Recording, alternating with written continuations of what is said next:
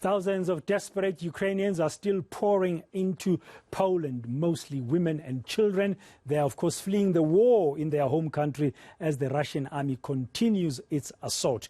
eNCA senior reporter Siphamandla Goge joining us now this afternoon to bring us the latest from the Polish village of Medyka. That's, of course, on the border with Ukraine. Good afternoon, Siphamandla. The humanitarian crisis, of course, carries on, and you can see it there unfolding in Medyka as more and more people continue to come from the Ukraine.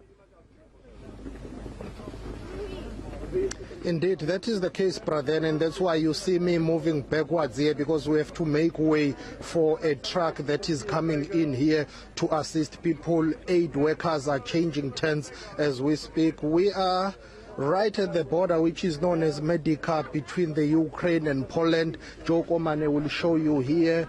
Police and the army are on standby here to assist those refugees that continue to flock to Poland, fleeing the Ukraine. It's a humanitarian crisis. I mean, authorities here in Poland estimate that more than 30,000 people cross this border alone. Now, this border is located in a very small town known as Shemesh. The population of the small town known as Shemesh is about 65,000. If you've got more than 30,000 people crossing to Shemesh, that tells you that you can just basically equate that to say almost half of the population of the small town crosses over. And that tells you about the magnitude of this crisis here as more and more people continue to make their way to Poland. It's been days now since this started. The United Nations estimates that more than 2 million people have fled the Ukraine. More than 500,000 of those people have found themselves here in Poland. Poland has accepted the highest number of refugees, and authorities are calling on other countries to open up their borders. They are calling on other countries' citizens to open up their homes and accept more people from the Ukraine, because Poland alone is not coping with the influx of people that are coming here. We'll continue with this work as we try to get closer to the border gate to show you, people coming in, mainly women and children, as we know that men and those who are over 18, between 18 and 60, they are not allowed to leave the Ukraine. They need to stay behind and fight. And what you will see is that mostly it's women and children that have made their way here, and elderly men who are over 60. And it continues to be like this. I mean, for days we are told by authorities that they expect that it will get worse as more and more people are crossing, this border, and others to come over here seeking shelter, basically because they are trying to flee that war in the Ukraine. And authorities say what is of main concern now is the issue of having public spaces where they can accommodate those who are arriving. And most of the people, they just come here with a suitcase, one suitcase, and that's it, because they say they haven't had time to pack properly. You would imagine it's a war situation. Someone would just grab a suitcase and run. Yeah, if they were lucky enough to even grab that suitcase, as you said, we've seen mostly women and children. I mean, the bulk of those over 2 million people who've fled are women and children. About 1 million are children. I know you've been there for quite some time now, several hours, and you've been speaking to many of those Ukrainians who are crossing the border there into Poland. What have they been telling you, Siphamandla?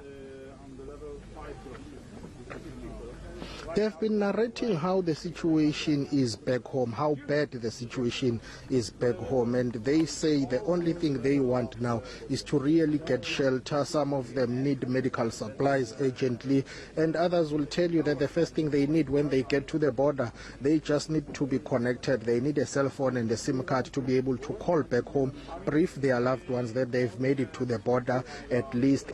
But that's not the end of their journey. That's the start of their journey, in fact, because when they land here, they do not know where they are going to sleep. And when you interview them, the most common answer they will give you is, we do not know where we're going to sleep.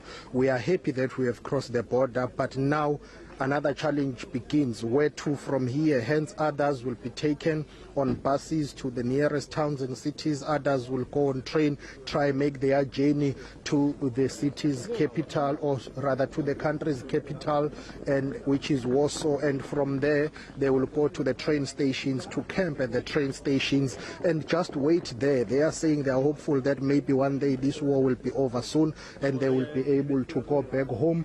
But they are saying for now they need to rebuild their lives, start their lives from scratch here in Poland. And their worry really is that they leave behind their loved ones. Earlier on I spoke to Polska! Ja zawsze za Ukrainą! Just a second, sorry about that. This is live television, and this gentleman is from Poland. He says Polska. Yeah, that's live television, brother. And basically some people will come here to assist, and others are in their sober minds, others not so sober.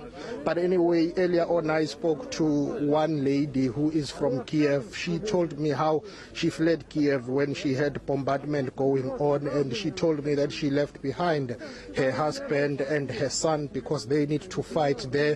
She could only grab her suitcase and then one child, just leave Kiev, and she says she doesn't know whether she will be able to see her husband and the son alive. Let's take a listen to what she said. I'm from Kiev, and we with my dog and my mother, maybe we from Kiev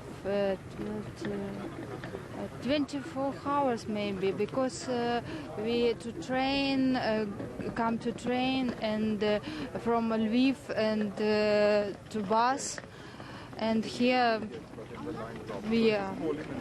Okay. How do you feel? Are you angry? Are you sad? How are your emotions right now? Not angry. I'm sad. It's terrible to not angry. We are all people sad. And what do you need the most right now? Is it accommodation or what? We need